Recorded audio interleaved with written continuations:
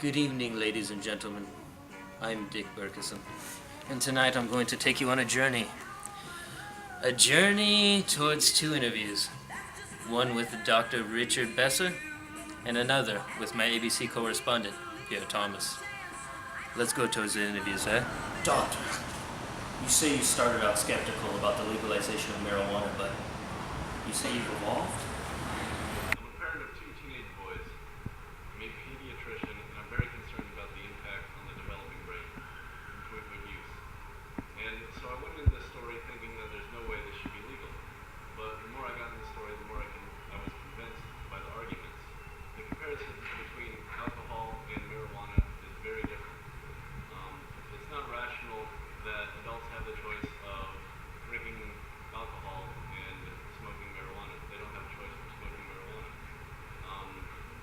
And marijuana is less likely to be addictive and less likely to cause car accidents and birth defects. It's less likely to cause domestic violence.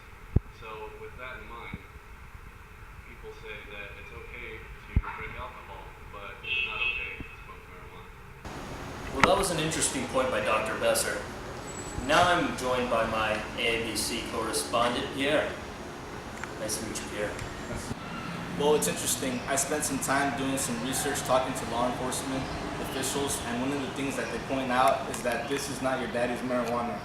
Like, the marijuana today is 3 times more powerful if you look at the THC, which is the active ingredient, and they are very concerned about the effect on younger people. Also, they say you have to look at how the legal system is going to adjust to accommodate this. You saw with the state trooper, there is no way to test for it on the highway.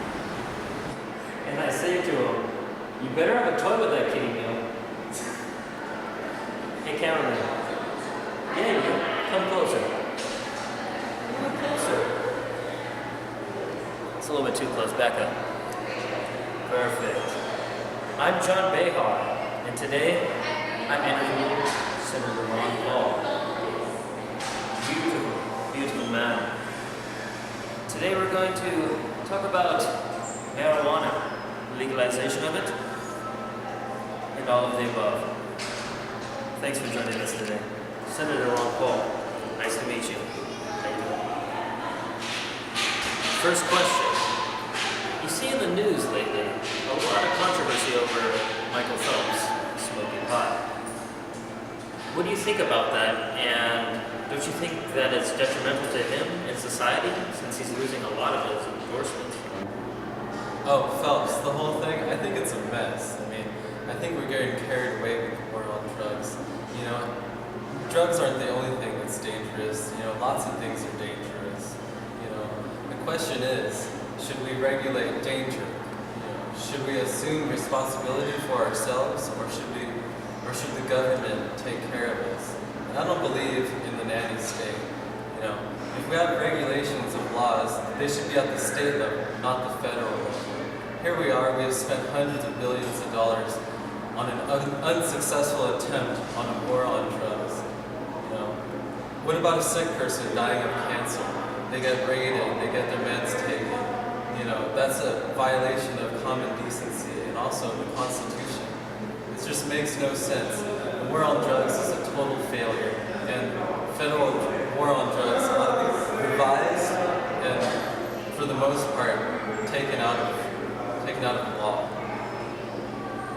Wise words spoken from a wise man. So I tell him, you better put curry in my macchiato.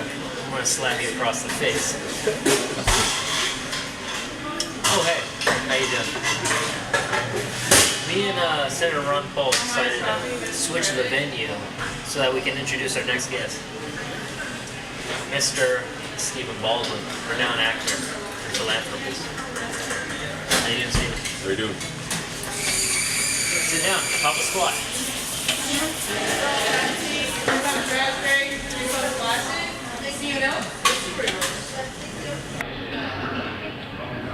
So Stephen, hi, how you doing? I'll shake your hand again. It's nice to meet you. So you're against the legalization of marijuana? Here you're looking at an actor that has starred in 2 very popular marijuana films, Half-Baked and Biodome. And here I am bringing you a very conservative-based perspective to this issue. And obviously, there's a lot of common sense that needs to be included in this conversation. It's a very simple reality. Marijuana leads to doing worse things. That's just a fact. I don't care what anybody else says, what the debate is. When you smoke marijuana at a young age, it will usually lead to alcohol abuse and harder drugs. Right there, that is one reason why it should not be legalized. Well, Stephen, we do hear that a lot. That's a gateway drug. But Senator Ron Paul, what do you think about that? I think it's silly. Probably the most addictive drug in the world is nicotine, and people don't talk about that being a gateway drug. And besides, it's not nearly as addictive as alcohol. So if you're a consistent person and you think the government should be regulating personal behavior, you have to be for prohibition of alcohol.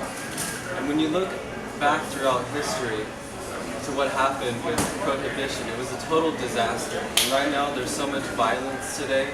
Now because people use drugs, it's because they're illegal, not because people use them. Obviously, if I smoke a cigarette, I'm not going to get in my vehicle and be impaired potentially to damage anybody else's life. If we legalize marijuana, there's no question that the number of deaths related to people being impaired under the influence of marijuana is going to increase. The question is just how able will we be to be able to tax it? Is it worth it? Well, let me interject. Well, I understand there's a few people who smoke marijuana already, and how many times do you see them getting pulled over? You know, what is so bad about the war on marijuana? Putting people in prison for doing drugs that aren't killing them. They can be caught using drugs for the third time, never committing a violent act, and be thrown in prison for life. So what about the murderers and the rapists? They get off scot-free. When you think about all the expenses you're talking about, this is hundreds of billions of dollars. So it makes no sense to pursue this method. And marijuana is not going to increase the amount of car accidents, let me tell you. Prohibition didn't work. Alcohol is a war. We need to just get rid of the whole thing.